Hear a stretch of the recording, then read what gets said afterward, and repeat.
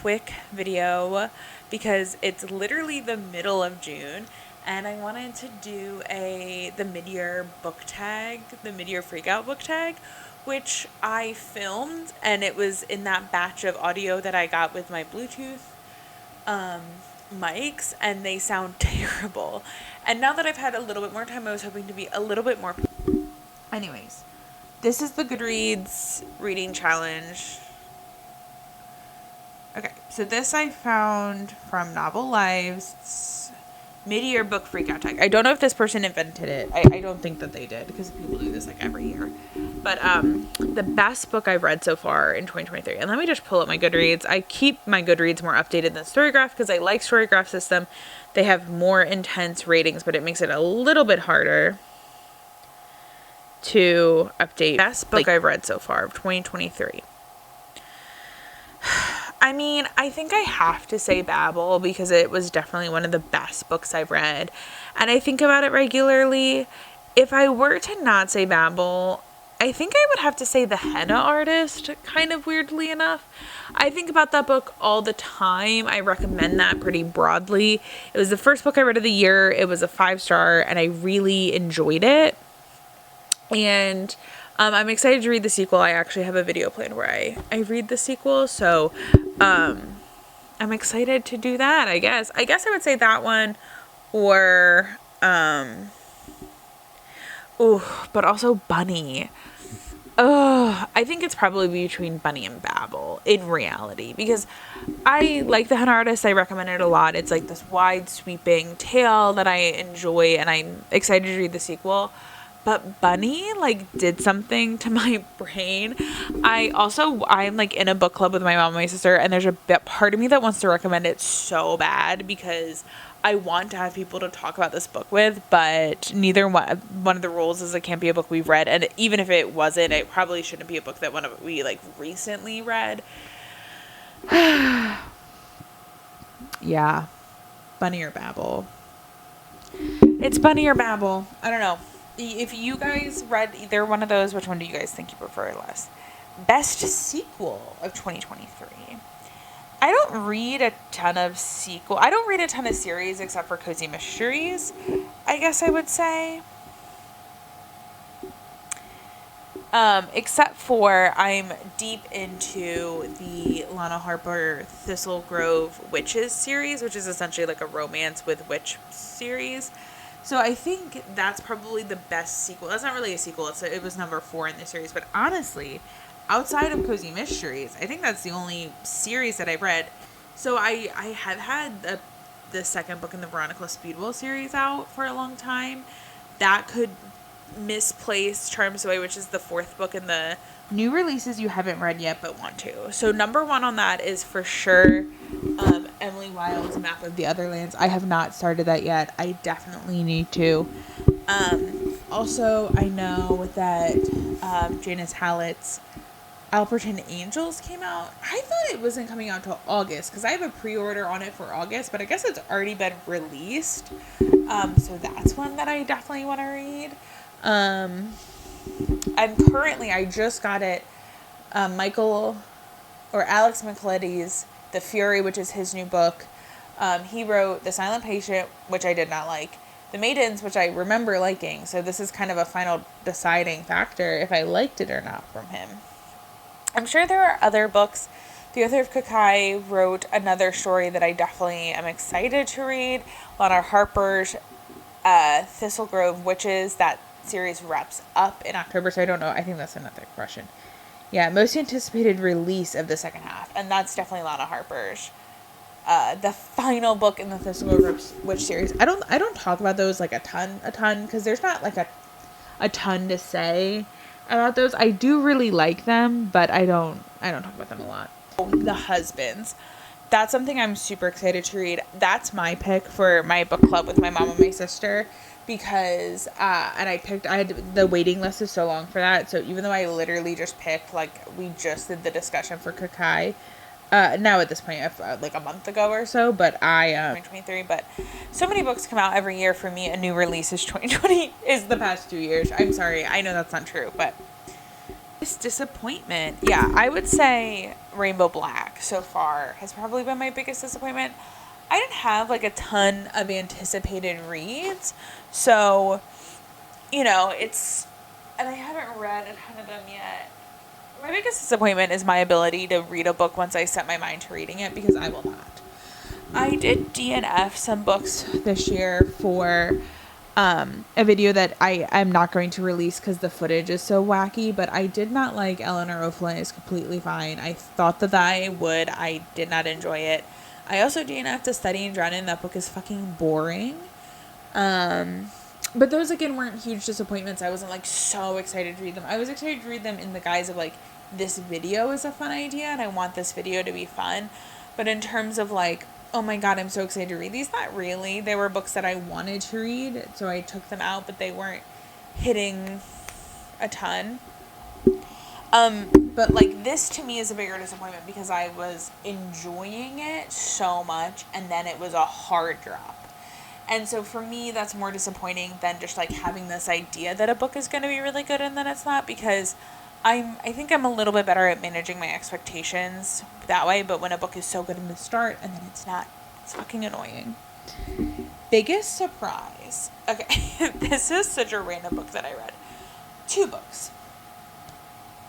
I read These Fleeting Shadows. This is a young adult novel, fantasy novel, that I have no idea why.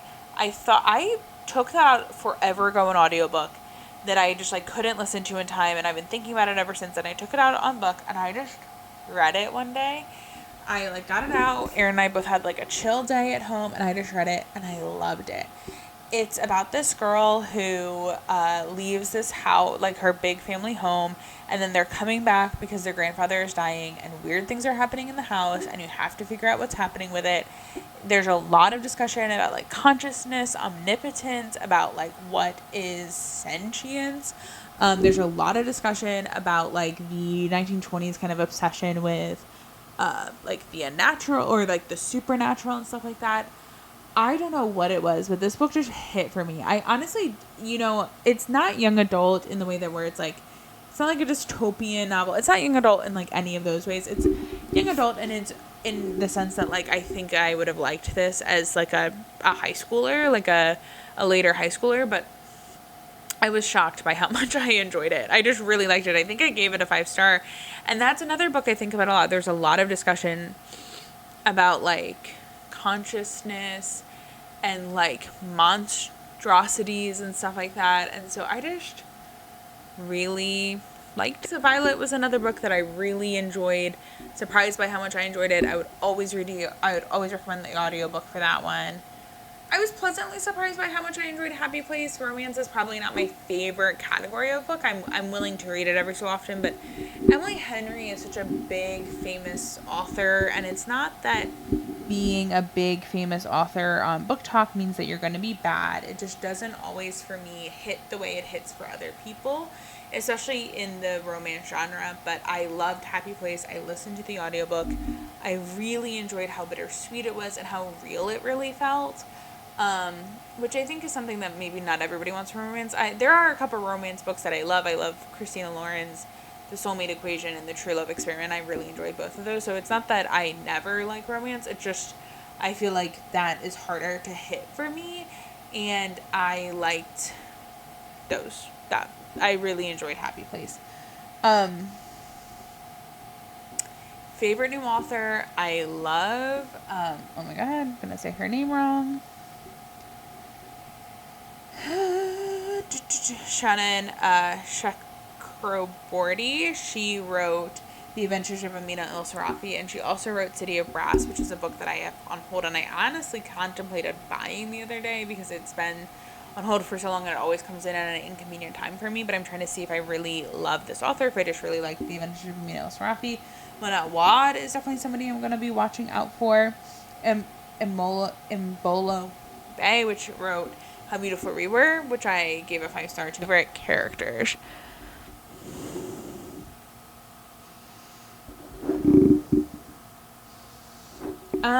I guess I would have to say the characters from the Veronica Speedwell. I think they have the most banter, and they're characters I can get the most invested in, I think. And we'll be reading more stories about. Yeah, I don't know. I don't really know. I don't do a ton of new favorite characters. I don't know, like, 'cause to me the characters exist in the story, so like there are characters that I think about a lot. Like, I will never stop thinking about fucking Amy from fucking Gone Girl. She's crazy. But she's not a character I like or enjoy. And also she only exists in the world of Gone Girl, which is only X amount of pages. She's a fully developed character, don't get me wrong. But she doesn't exist outside of that, which is why I think you really have to pick characters from series for this.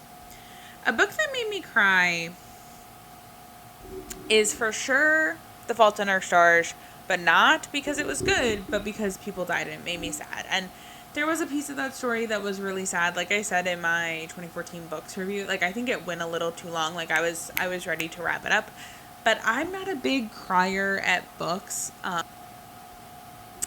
Okay, most beautiful book you've bought or received this year. I think I'm cheating at this because my sister, for her book club picked Entangled Life, which is a book all about mushrooms. And I don't own this, nor was I gifted it, but I have it from the library, and I'm always going to shout out the library because it's gorgeous, gorgeous pages of, like, look at these glossy ads. Like, this is art history textbook level beauty here. These are gorgeous. It's all about mushrooms. I haven't started it yet. Don't worry, though. I was texting in the group chat, like, are we ready to meet about this yet? I mean, look at this. I mean, to be fair, these are highly well done, like, nature photography photos, but even though I will probably never reread this book, and Aaron and I love this. What are these? I love this one. I feel like this is a great thing to do a tandem read on. Anyways, I might buy a copy of this. Like I said, I don't own this. This is my library copy. I'm kind of breaking the rules a little bit, but you can't tell me this isn't the most gorgeous stuff you'll have ever seen. Favorite fictional couple. Oh, a book that made me happy.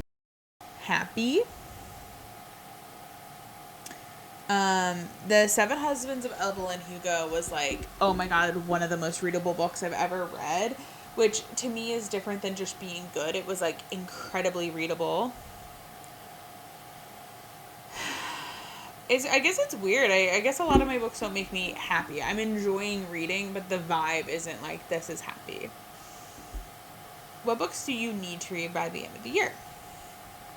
I mean, there's lots of books I want to read by the end of the year. I don't need to read anything by the end of the year, except for my freaking library holds that I've had out for months. But I am really excited to finally have Magnolia Parks. We'll see if I like it. Chauncey is always talking about this series online, and it seems like garbage in such a fun way that I haven't read in so long. I used to really... I mean, I talk a lot about being a former, like, classics elitist child, but I read the fuck out of the Click series and Gossip Girl, and I read the Pretty Little Liars books before the TV show came out. I found the first book at my church thrift rummage sale, and it was hardcover. I bought it for like $1, and I was obsessed with the series. And I remember when I was reading those when I was in 6th grade, and they used to scare me. They were kind of freaky. And I remember when the show came out, people kept asking me, like, who's A? And the book series wasn't done yet. And then when the book series was done, I think the book series ended, like, right before this show started. And I was like, I don't think that person who's, like, I was like, I don't know what's happening in the show, but you guys aren't going to believe who A is. Truly, I ate those books up. I loved, like, the Vampire Academy books, like, this is the bitch who loves the Sookie Stackhouse series. Like, I love drama garbage, and I'm sure that these books are well written and stuff, but I love the plot of just, like, drama, and I'm kind of excited to have something a little bit lighter on my reading TBR, so I really want to read this by the end of the year. I really want to read The Bear and the Nightingale. That was something I really wanted to read. I want to read The Immortalist. That was a book I've been trying to read for a while. I have it now. So yeah, I have met my Goodreads reading goal, which, if you recall, was only 37. But I have read, there's 39 right now logged to my Goodreads. But since then I have read, I think, Station 11, The Rift, which is an Avatar comic book series, and Rainbow Black. So I think I read 3 more since I've last updated my Goodreads. So I'm actually at 42. So we might up it. I don't really want to publicly do that because, I don't know. It's fun to meet a goal, even if the goal wasn't theoretically that hard to meet. And I guess I also definitely do want to read the Typhord Code and Emily Wilde's Map of the Otherlands. One of those was a gift and one of those was a book that I purchased, and I do really want to read it. So I have been toying around with making the Typhord Code my book club pick this past time. But both my sister and my mom really like audiobooks, and I don't really think you could do it as an audiobook. And maybe I'll see where they are with their pick of the husbands, but we do pick like every 2 months. So, I could pick it the next time. So that was my Year Freakout Tag. I'm not really that freaked out about anything. So I'm not really freaking out about anything because I read to read when I have fun. Actually, what I do freak out about is the amount of fucking Libby holds I have. Let's see. Or Libby books I have out, because all my holds have come out together. Oh, perfect. The book that my mom wants to do for book club, the audiobook is available, as is the regular book, so I think I'm going to do that. So I have those 2 books, which is A Walk in the Woods by Bill Bryson. That's a memoir about his walk about the Appalachian Trail. I have Pachinko, which I constantly have on hold and constantly have to keep pushing back, but I've been wanting to read that book for like over a year. Over 2 years. I think it's one of the books that I have always been taking on a Libby and just never do. And then Sierra Schulte said that was her book club pick and she really liked it. And I hadn't seen anybody else talking about it and I really wanted to read it. Wives Like Us, which is a book that is a crazy long hold and I just have. The Good Neighbors, which is like a domestic thriller. Something weird is happening. I've been wanting to read that. Welcome to the Hunan Dong Bookshop, which I have had on hold for like months. And then The Fury, which is due in 4 days. A Robin Carr audiobook and a guidebook to murder, which is just cozy mystery. So those last 2 are like whatever. The Fury I have to finish soon because it's the next one due. And then I have to do The Good Neighbors. So we'll see. That is stressing me out a little bit. Plus I have to read this book because this book has a long ass hold. And this book because it's our fucking book club book. So I guess I am freaking out a little bit. I already take a bubble bath and wash my hair. I'll see you guys next time.